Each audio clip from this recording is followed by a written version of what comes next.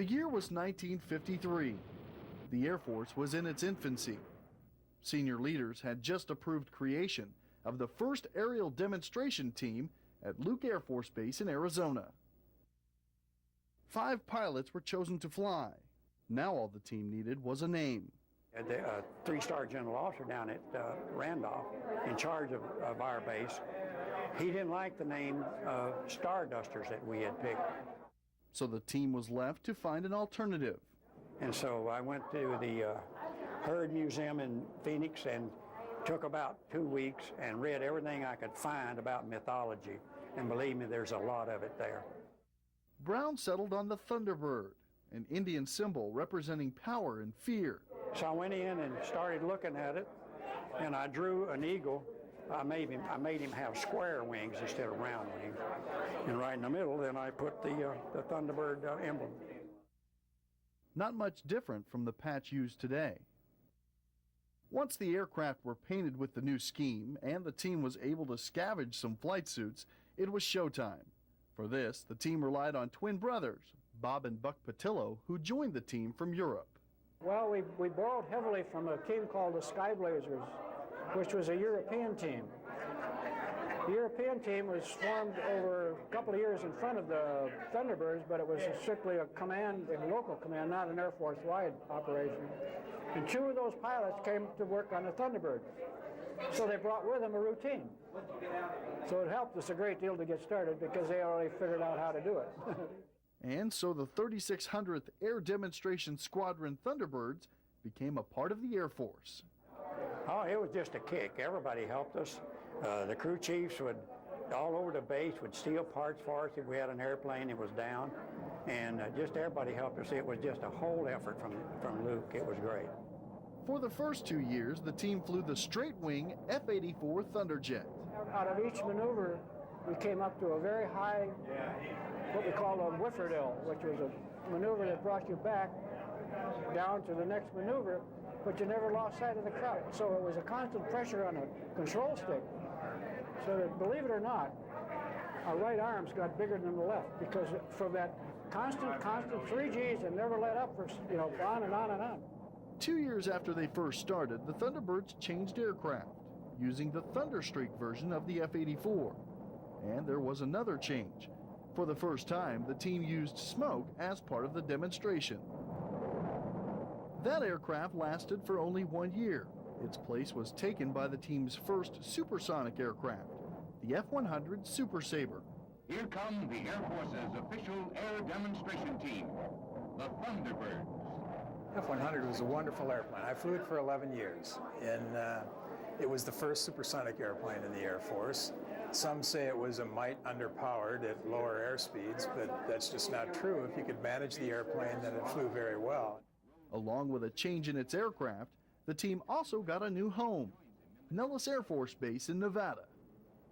We basically flew a pure air show. It was about 30 minutes. It was advertised on the local radio. We didn't have the choreography in the background that you have nowadays. Basically, we had a narrator that more or less just explained the maneuvers that we did and then let the show speak for itself. The air show maneuvers remained the same, but the F-100 gave the crowd something extra. We had a wonderful air show for a couple of reasons. Number one, when you lit the afterburner, it made this boom, and of course scared the whole crowd. And it was a big airplane, and so basically when we came by the crowd at a low altitude and fast, it looked like a lot of airplanes and big ones. Today's Thunderbirds adhere to strict guidelines for their shows. It's a far cry from the shows in the late 50s and early 60s. It was a little looser back then, and the whole Air Force was a little looser back then, and we had lower minimums. Our minimums were 30 feet. 30 feet. That's closer to the ground than the top of a 2-story house. We bumped wings once or twice and had some hairy moments, but when you're in the job and doing the job, everything goes so fast that you don't have time really to get scared. The Super Sabre was a mainstay for the Thunderbirds for almost 10 years.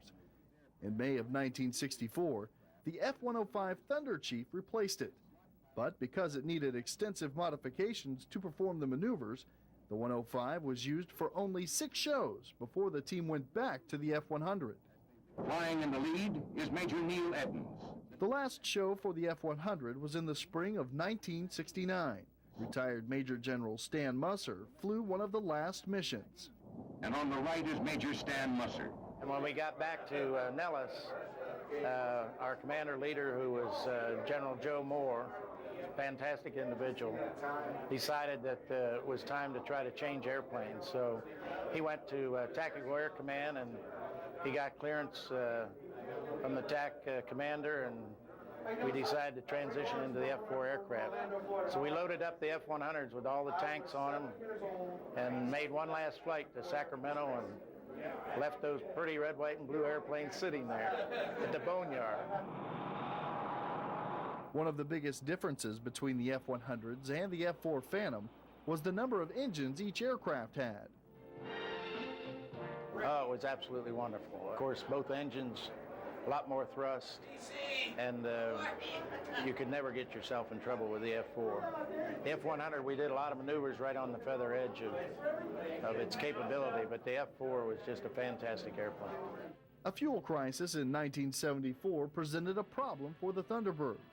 The 2 big engines on the F-4s all but drank gas, so the team's next aircraft was a choice based on economics.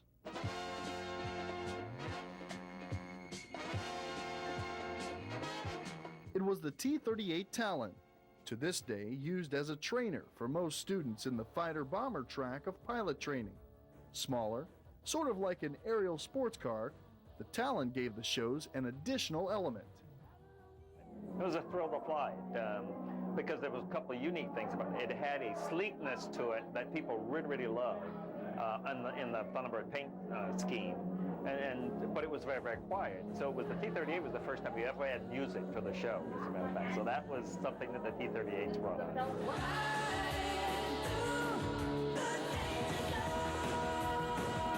The T-38 remains one of the favorites in the stable of aircraft flown by the team, but its reign came to an end in 1983 with the arrival of one of the baddest aircraft on the planet, the F-16 Fighting Falcon. Throughout 50 years of flying, more than 300 million spectators have witnessed the excitement and precision of the Thunderbirds. And as exciting as it is to watch on the ground, it doesn't even come close to watching it in the air, like the Thunderbirds do. Well, it's probably the pinnacle of my life. So it was 2 years of just plain fun.